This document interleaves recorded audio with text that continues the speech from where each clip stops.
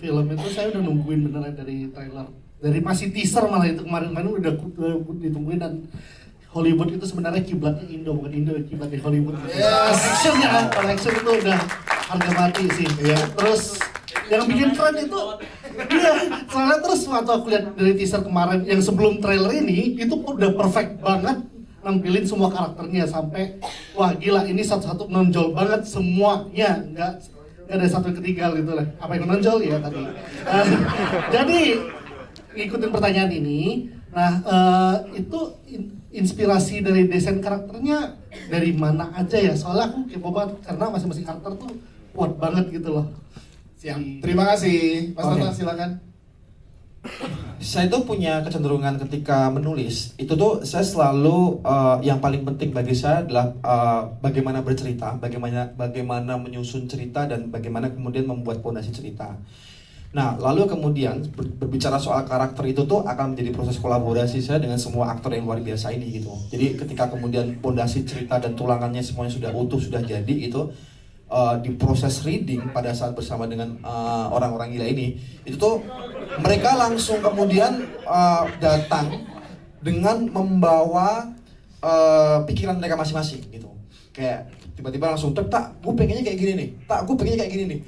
Jadi naskah itu tuh berfungsi untuk memantik bagaimana cara mereka untuk kemudian menciptakan, mengkreasikan mereka sebagai karakter gitu. Nah itu jadi proses kolaborasi itu tercipta di situ gitu. Jadi dan gilanya ide-ide mereka sangat out of the box. Nah dari ide-ide yang mereka punya kemudian saya tajamkan menuju ke draft berikutnya sampai akhirnya kita punya final draft yang kemudian akan kita eksekusi syuting draftnya sebagai film gitu. Itu sudah akan menjadi titik di mana naskah itu sudah utuh artinya adalah utuh yang kemudian terinjek dari semua buah pikiran mereka gitu. Jadi kalau bicara inspirasinya dari mana, justru inspirasinya dari mereka semua gitu. Selain kemudian saya penggemar film manga misalnya, saya penggemar film Jepangan atau Korea atau action segala macam gitu, dan ya mereka melengkapi naskah dan mereka melengkapi pekerjaan kami sebagai filmmaker untuk membuat sesuatu yang keren sih. Begitu kira-kira. Siap. Mas Tata terima kasih. Bang Iko mungkin boleh menambahkan Bang Iko terkait juga statement dari teman media kita tadi kalau Hollywood tuh kiblatnya ke kita untuk action gitu. Sebagai orang yang berkecimpung di industri Hollywood, lagi di action, gimana Bang Iko pandangannya? Iya, saya setuju. Soalnya menurut saya kalau dilihat dari film action spesifik fighting, udah tervalidasi lah ya film Captain America, makanya dia ada terinspirasi ada beberapa scene kita diambil sama mereka. Tapi balik lagi dengan gestur dan body language-nya kita tanda kutip sama mereka, saya yakin beda jauh bro. Soalnya untuk melakukan adegan-adegan, kalau nggak percaya boleh tanya sama Tata juga lah.